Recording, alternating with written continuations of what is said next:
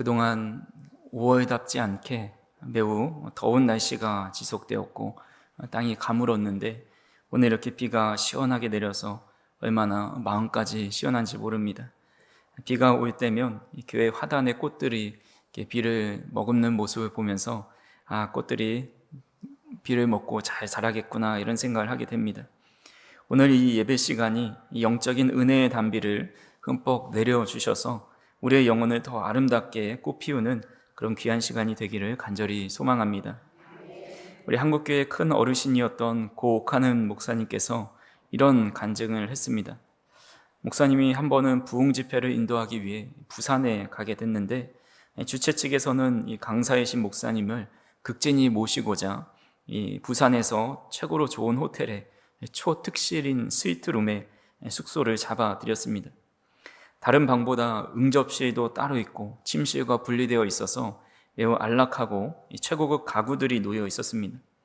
근데 그곳에 계시는데 너무 푹신하고 좋지만 마음 한구석에 그런 마음이 들었다고 합니다. 내가 두 다리를 뻗고 눕는 자리는 기껏해야 2평 남짓이면 충분한데 주님의 종으로 부름받은 이 목사가 이렇게 크고 화려한 공간을 전부 차지하고 누워있을 필요가 있을까라는 그런 마음의 음성이 들리는 겁니다. 그리고 결국 주최 측에 정중히 부탁하면서 조금 낮은 등급의 방으로 옮겨달라 그런 이야기를 했다는 이야기가 있습니다. 사실 우리 인간의 간사한 본성은 이와 반대로 흘러갈 때가 참 많이 있습니다. 처음에는 누구나 나에게 쏟아지는 이 과분한 좋은 대접을 받으면 어쩔 줄 몰라 하면서 마음에 큰 부담을 느낍니다. 내가 이렇게 귀한 대접을 받아도 되나 하면서 송구스러워하죠. 근데 무섭게도 그런 대접과 편안함이 어느 정도 지속되면 마음의 태도는 달라지게 됩니다. 어느새 모든 것을 자연스러운 권리로 여기게 됩니다. 누군가 내 차 문을 열어주는 것을 당연하게 여기고 상다리가 부러지도록 화려하고 값비싼 음식이 나오는 것을 당연하게 여깁니다. 어딜 가나 사람들이 내 앞에서 머리를 조아리고 나를 높여주는 그 대접의 자리를 내가 마땅히 누려야 할 나의 몫이다라고 착각을 할 때가 있습니다. 그러다 보면 겸손했던 모습은 온데간데 없고 교만으로 마음이 가득 차는 것을 보게 됩니다. 오늘 우리가 읽은 본문은 그런 교만에 빠지기 쉬운 상황에서 겸손하게 하나님을 바라보고 또 하나님을 생각했던 다윗의 모습이 나옵니다. 지금까지 우리가 살펴보았듯이 다윗은 오랜 기간 동안 사울을 피해서 광야에서 도망자로 살아갔습니다. 매우 힘들었던 광야 생활이었고 그 길었던 고난의 터널이 마침내 끝나게 됩니다. 그리고 하나님께서 말씀하신 대로 온 이스라엘의 왕이 되었습니다. 주변에 많은 대적들이 무릎을 꿇었고 이제 나라에 평화가 찾아왔습니다. 다윗은 최고급 자재로 화려한 궁전을 짓습니다. 사람이 성공하게 되면 가장 먼저 좋은 집을 마련하고 좋은 차를 사는 것처럼 다윗은 지금 인생의 최고의 전성기를 누리게 되었습니다. 우리는 다윗이 얼마나 고생을 많이 했는지 알기 때문에 그 고생 끝에 하나님을 끝까지 의지했더니 하나님께서 복을 주셨다. 그렇게 큰 고난 중에도 하나님을 바라보고 그 은혜를 주시는 것은 하나님의 보상이고 상급이다라고 가볍게 생각할 때가 있습니다.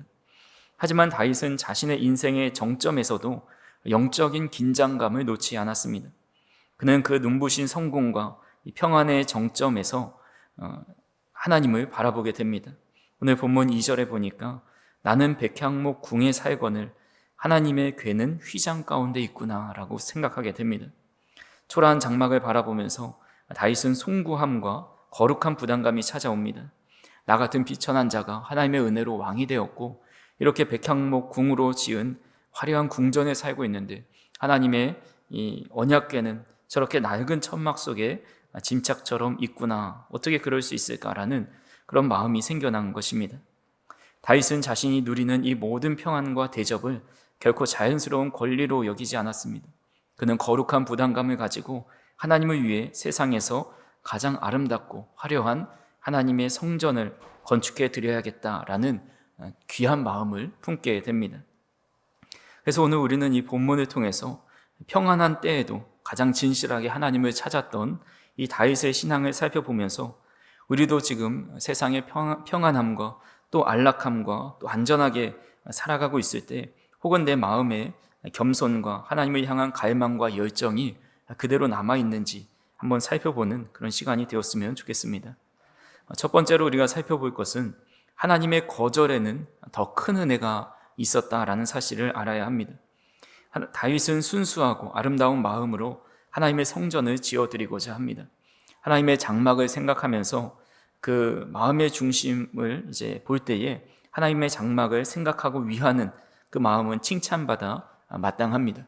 그래서 이 이야기를 들은 나단이라는 선지자는 다윗의 말을 듣고 매우 기뻐합니다. 그러면서 내가 하나님께 가서 한번 하나님의 뜻을 여쭤보겠다 해서 하나님께 나아가 기도하죠. 근데 전혀 다른, 우리의 예상과는 전혀 다른 대답을 하나님께서 하십니다. 5절 말씀에 보니까 가서 내 종 다윗에게 말하기를 여호와께서 이와 같이 말씀하시되 내가 나를 위하여 내가 살 집을 건축하겠느냐라고 말씀합니다. 내가 살 집을 어떻게 한낱 인간이 지을 수 있단 말이냐라는 그런 부정의 말씀을 하십니다. 다윗이 자신의 세속적인 욕심이나 탐욕을 구한 것도 아닙니다. 그는 그저 하나님을 사랑하는 마음으로 하나님의 영광을 위해 그 법궤가 초라한 장막에 있는 것이 너무 안쓰러워서 더 잘하고 싶은 마음에 헌신하고자 하나님께 이렇게 성전을 짓겠다라고 헌신했습니다. 하지만 하나님은 괜찮다, 아니다, 노라고 응답하십니다. 지금의 상황만 보면은 도무지 납득이 되지 않는 그런 하나님의 응답입니다. 1900년대 초반에 이 동양 선교를 위해서 세워진 한 기관이 있는데 바로 동양 선교회입니다. 이 선교회의 설립자는 찰스 카우만 목사님과 그의 아내 레티 카우만 선교사님입니다. 남편 찰스 카우만은 미국에서 잘 나가던 통신회사 지점장의 자리에 있었지만 그것을 미련 없이 버리고 아시아의 복음을 전해야겠다, 동양의 복음을 전해야겠다는 이 열망 하나로 아내와 함께 태평양을 건너갑니다. 이들 부부는 일본과 한국을 오가면서 신학교도 세우고 수많은 교회를 개척하고 복음을 전했습니다. 그들의 꿈은 하나님, 내 평생에 이 동양 땅에 수천 개의 교회를 세우고 복음을 전하겠습니다. 그것이 그들이 바라는 비전이었고 기도 제목이었습니다. 근데 이 사역이 가장 뜨겁게 불타오르던 그 절정의 시기에 그의 남편인 찰스 선교사에게 심각한 심장병이 찾아옵니다.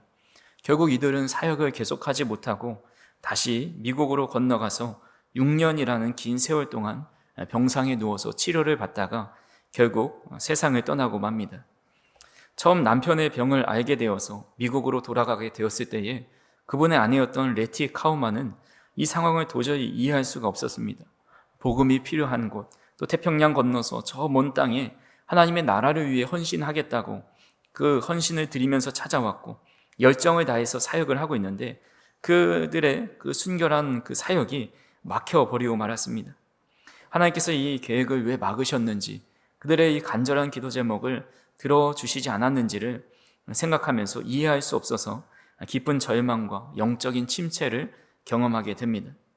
하지만 그녀는 그런 상황 속에서도 남편이 투병하는 그 6년의 시간 동안 마음을 다 잡으면서 매일 묵상하고 주님께서 주신 말씀을 잘 기록으로 남겨놓았습니다. 그리고 남편이 죽은 이후에 그 일기장들과 기록을 모아서 한 권의 책으로 출판하게 됩니다. 그 책의 이름이 사막에 샘이 넘쳐 흐르리라 라는 책의 제목입니다. 광야의 일상을 지나는 순간에도 선하신 하나님은 그들을 인도하시고 마침내 사막의 꽃을 피우시는 분이다 라는 그 믿음의 고백을 책을 통해서 알려주고 있습니다. 이 책은 오스왈드 챔버스 목사님의 주님은 나의 최고봉이라는 책과 비슷한 시기에 출판되었는데 지금까지도 많은 사람들에게 깊은 감동을 주는 그런 고전이 되었습니다. 하나님은 질병이라는 거절을 통해서 그들의 길을 잠시 멈춰 세우는 것처럼 보이고 기도의 응답을 하지 않으신 것처럼 보입니다. 하지만 그 기간을 통해서 하나님의 신실하심을 경험한 내용을 1세기가 넘도록 많은 영혼에게 병을 치료해주고 또 복음의 열정을 불러일으키는 귀한 책으로 통로로 사용해 주셨습니다. 물론 선교사님이 살아 계셔서 그의 기도와 비전대로 더 많은 교회를 개척하는 것도 좋은 일이지만 하나님은 또 다른 계획을 가지고 계셨다라는 것을 우리는 깨닫게 됩니다. 하나님은 다윗이 전쟁에서 너무나 많은 피를 흘렸기 때문에 그 피 흘림 위에 성전을 짓는 것은 합당하지 않다고 말씀하십니다. 대신에 평화의 사람인 그의 아들 솔로몬에게 성전을 건축하게 하셨고, 즉흥적으로 준비해서 지은 성전이 아니라 오랜 기간 기도로 또 물질을 준비하고 재료를 준비하고 아름다운 계획 속에 이 솔로몬을 통해서 성전을 완공하게 하시는 것을 보게 됩니다. 때로는 우리가 눈물로 올리는 이 간절한 기도와 뜨거운 헌신이 지금 당장 거절당하는 것처럼 느낄 때가 있습니다. 참으로 선한 동기로 시작한 일들이 막혀버리고 야심차게 하나님을 위해 행해야겠다 하는 일들이 무산되는 일을 겪기도 합니다. 하지만 오늘 말씀을 통해 분명히 깨닫게 되는 것은 하나님의 거절은 결코 실패나 무관심이 아니다라는 것입니다.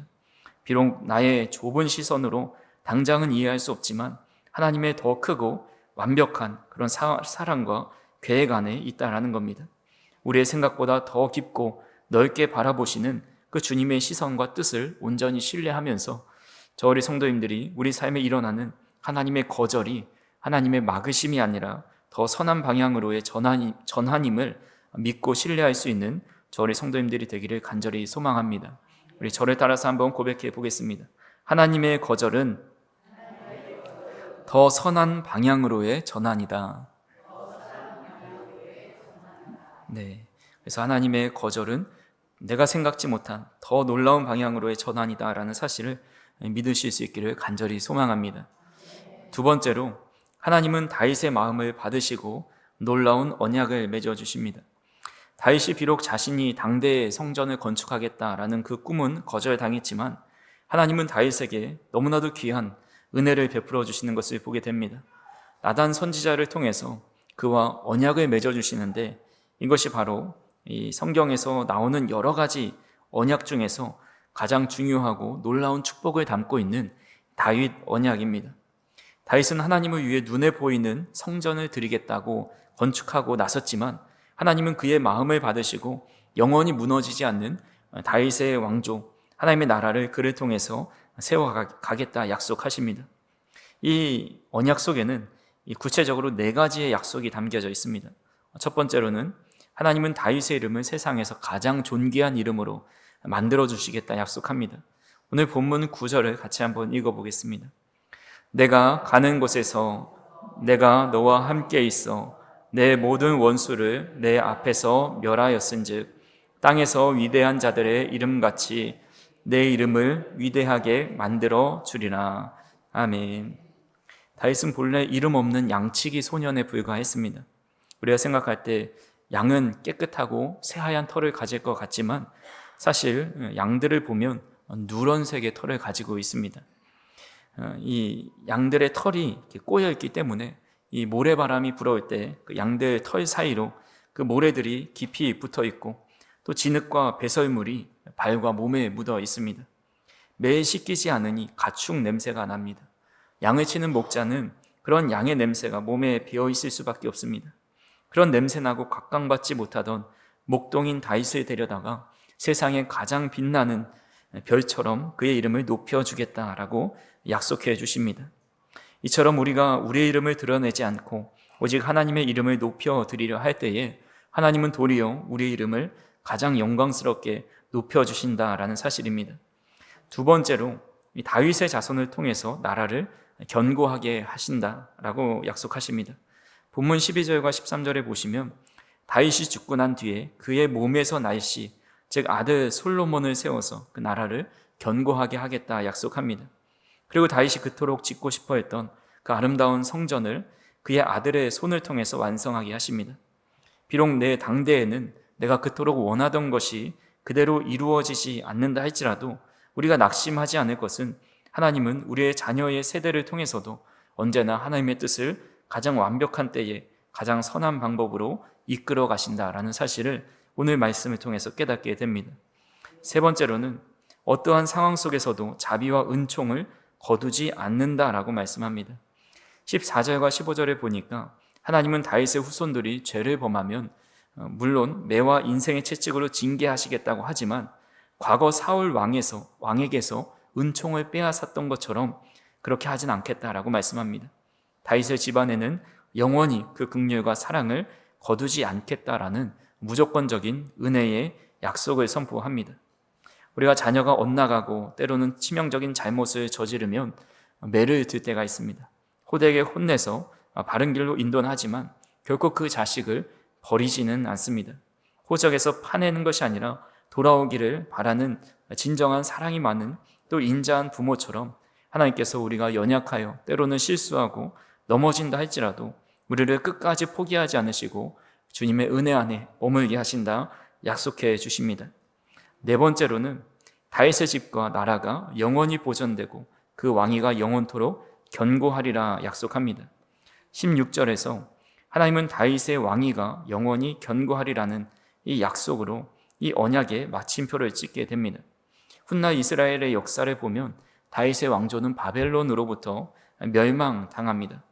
겉으로 보기엔 멸망당한 것처럼 보이지만 이 영원한 왕위의 약속이 단순히 이 육적인 이스라엘 왕국만을 의미한 것이 아니라 훗날 다윗의 혈통으로 오시는 만왕의 왕 예수 그리스도가 태어나서 하나님의 나라를 이루어가는 것을 통해서 완전히 성취되는 것을 보게 됩니다. 예수님께서 무너지지 않는 참된 성정과 영원한 하나님 나라를 완성하십니다. 다윗의 이 작은 헌신이 인류 전체를 구원해내는 그런 예수님의 거룩한 계보를 잇는 은혜를 누리는 민족으로 이어지게 되었습니다. 우리가 믿고 섬기는 하나님이 바로 이런 분이십니다. 다윗은 그저 자그마한 그저 천막에 있는 언약궤가 안타까워서 하나님 앞에 이것을 드리겠다고 지어드리겠다고 마음을 드렸을 뿐이지만 하나님은 그 마음을 결코 가볍게 여기지 않으십니다. 오히려 다윗이 감당할 수조차 없었던 영원한 가문의 축복과 영원한 하나님의 나라를 견고하게 하신다는 그 약속을 주십니다. 오늘 우리도 마찬가지입니다. 우리가 주님을 사랑하는 마음으로 올려드리는 작은 헌신들, 또 흘리는 눈물들, 묵묵한 섬김을 통해서 세상 사람들은 알아주지 않을 수 있어도 하나님은 우리의 중심을 보시는 분이시기 때문에 우리의 마음을 기쁘게 여기십니다. 지금까지 우리가 주님께 드린 것이 없고 아무런 공로가 없지만 마음으로 주님을 믿고 사랑한다 고백하자 우리는 하나님의 자녀가 되는 권세를 주십니다. 주님을 위해 무엇인가를 해드리고 싶다는 마음을 가지게 되었을 때에 하나님은 그 마음 자체를 매우 귀하게 여겨셔서 우리를 얼마나 기뻐하시고 많은 은혜를 부어주셨는지 모릅니다. 그래서 저 우리 성도님들이 우리의 삶에 평안함에 안주할 것이 아니라 하나님의 영광을 구하는 자에게 우리는 하나님은 그 마음을 기뻐하시고 놀라운 하나님의 복과 은혜를 베풀어 주신다라는 사실을 기억하실 수 있기를 간절히 소망합니다. 마지막으로 다윗은 이런 놀라운 하나님의 은혜 앞에서 말씀을 붙잡고 기도하는 반응을 보이는 것을 보게 됩니다. 나단 선지자를 통해서 이런 약속을 확증한 뒤에 인간으로서 감당할 수 없었던 이 놀라운 언약의 말씀을 들은 다윗이 어떻게 반응했는지 18절에 이렇게 말씀하고 있습니다. 같이 한번 읽어보겠습니다. 다윗 왕이 여호와 앞에 들어가 앉아서 이르되 주 여호와여 나는 누구이오며 내 집은 무엇이기에 나를 여기까지 이르게 하셨나이까. 아멘. 다윗 왕이 여호와 앞에 들어가 앉아서 일렀다라고 이야기하고 있습니다. 즉 기도했다라는 거죠. 나단의 말을 듣자마자 다윗은 지체 없이 하나님의 궤가 모셔진 장막 안으로 들어가서 여호와 앞에서 조용히 앉아 기도합니다. 당시 왕은 화려한 보좌에 높이 앉아서 호령하는 사람이었지만 다윗은 스스로 왕자에서 내려와 창조주 하나님 앞에 나아가는 것을 보게 됩니다. 그곳에서 주 여호와여 나는 누구이오며 내 집은 무엇이기에 나를 이에 이르게 하셨습니까? 라고 하나님께 기도합니다. 다윗은 자기의 인생을 이끌어 오신 분, 그리고 이 영원한 언약을 맺으시고 복을 주시는 절대적인 주체가 바로 자신이나 세상의 권력이 아니라 여호와 하나님이심을 분명히 알고 있었습니다. 오늘 다윗 언약에 보면 유독 내가라는 단어가 많이 등장하는 것을 보게 됩니다. 8절에 보시면 내가 너를 목장에서 데려와서 이스라엘의 주권자로 삼았다 말씀하시고, 또 9절에는 내가 내 이름을 위대하게 만들어주겠다 하시고, 10절에는 내가 이스라엘을 거주하게 하고 그를 해치지 못하게 하겠다라고 말씀합니다. 11절에 보니까 내가 너를 모든 원수에게서 벗어나게 하고 내가 너를 위하여 집을 짓겠다라고 말씀하죠. 12절에는 내가 그 나라를 견고하게 하겠다. 14절에 내가 그의 아버지가 되겠다. 15절에 내가 사울에게서처럼 은총을 빼앗지 않겠다. 16절에 내가 내 왕위를 영원히 견고하게 하겠다라고 그 언약의 구절구절마다 내가라는 말이 직접적으로 혹은 간접적으로 들어가 있습니다. 다윗과 언약을 맺어 이 놀라운 일을 행하시는 주체가 바로 만군의 여호와 하나님이시다라는 사실을 다윗에게 깊이 알려주고 있습니다. 다윗은 이 말씀을 듣고 혹여라도 이 일이 이루어지는 데 있어서 자기의 공로가 조금이라도 들어가지 않았다라는 것을 깊이 깨닫게 됩니다. 양떼를 치던 무명의 시절부터 이스라엘의 왕이 된 지금의 영광스러운 순간까지 오직 하나님께서 친히 내 삶의 주어가 되시고 주체가 되어주셔서 완벽하게 인도해 주셨음을 깊이 깨닫게 됩니다. 그 은혜를 깨달은 자만이 하나님 앞으로 나아가서 감사하며 기도할 수 있는 겁니다. 다윗은 최종적으로 이런 기도를 드립니다. 29절 같이 한번 읽어보겠습니다. 이에 청하건대 종의 집에 복을 주사 주 앞에 영원히 있게 하옵소서. 주 여호와께서 말씀하셨사오니 주의 종의 집이 영원히 복을 받게 하옵소서 하니라. 아멘. 다윗이 주의 종의 집이 영원히 복을 받게 하옵소서라고 기도한 것은 자신의 바람도 있지만 이것은 단순히 자신의 바람을 놓고 기도한 것이 아닙니다. 하나님의 말씀, 하나님의 언약을 먼저 받고 그 말씀을 그렇게 약속해 주셨으니 그 영원한 복을 내가 받기 원합니다 하면서 그것을 이루어 달라고 하나님 앞에 나아가서 기도하고 있습니다. 이것이 바로 하나님의 놀라운 약속을 받은 사람이 취해야 하는 모습이 무엇인지를 알려줍니다. 다윗은 하나님께 약속의 놀라운 언약의 말씀을 듣고 가정에 가서 내가 이런 하나님의 놀라운 축복의 말씀을 받았다고 자랑하지 않습니다. 왕위의 모든 백성들을 모아놓고 하나님께서 나에게 이런 놀라운 약속을 해주셨으니 당신들은 담대하고 앞으로 우리 나라는 잘 될 겁니다. 이렇게 백성들에게 말하지도 않았습니다. 그저 하나님 앞에 나아가서 하나님께 기도하고 그 주신 말씀으로 기도하는 것을 보게 됩니다. 하나님은 우리에게 어떤 일을 행하시거나 복을 주시기 이전에 가장 먼저 하시는 것이 언약, 즉 말씀을 해주십니다. 우리는 그 말씀을 듣고 너무 좋아서 여기저기 자랑하거나 먼저 앞서서 행할 때가 있습니다. 하지만 말씀을 받은 사람이 가장 먼저 해야 할 것은 그 말씀을 붙잡고 기도하는 것입니다. 그 말씀을 붙잡고 기도할 때에 그 말씀은 그대로 이루어집니다. 주 여호와께서 말씀하셨사오니 주의 종의 집에 영원히 복을 받게 하여 주옵소서. 그 약속의 말씀대로 그대로 이루어지게 해달라고 우리는 기도할 때에 그 언약을 잊지 않고 그 언약이 성취되는 것을 볼 수 있게 됩니다. 다윗에게 하신 이 약속의 말씀이 즉시로 이루어진 언약이 아닙니다. 하나님의 때에 하나님의 방법으로 이루어집니다. 그 약속을 계속 붙잡고 잊지 않기 위해 살아가기 위해서 다윗은 계속해서 그 말씀을 가지고 기도의 자리로 나아갔습니다. 오늘 우리에게 주신 약속의 말씀도 즉시로 이루어지지 않을 때가 있습니다. 그래서 시간이 지나면 잊혀지기도 하고 또한 실망하기도 합니다. 하나님 나에게 이런 놀라운 축복의 약속을 해주셨는데 지금 시간이 얼마나 많이 지났는데 왜 아직도 응답하지 않으십니까? 그렇게 실망할 때가 있습니다. 하지만 우리에게 주신 약속의 말씀을 늘 마음에 품고 기도할 때에 그 약속은 잊혀지지 않고 그 약속의 말씀을 바라보면서 늘 주님을 의지하며 살아가게 되는 것을 보게 됩니다. 우리 성도님들은 다 하나님께로부터 받은 약속의 말씀이 있을 거라 생각합니다. 각자에게 주신 은혜의 말씀들이 있고 축복의 약속들이 있는데 그 약속을 잊지 않고 그 주님 앞에 나아가 늘 기도하실 수 있기를 바랍니다. 그리고 하나님의 약속의 말씀이 이루어지는 것을 목도하고 경험할 수 있는 놀라운 은혜가 우리 성도님들의 삶 가운데 함께 하실 수 있기를 간절히 소망합니다. 말씀을 정리합니다. 우리는 참으로 연약하여서 인생의 고난 앞에서 눈물로 엎드리지만 막상 삶이 편안해지고 또 안정을 찾을 때는 영적인 무뎌짐에 빠질 때가 너무나도 많이 있습니다. 주님께서 베풀어 주신 모든 은혜를 나의 당연한 권리로 착각하며 교만의 길로 들어서기도 합니다.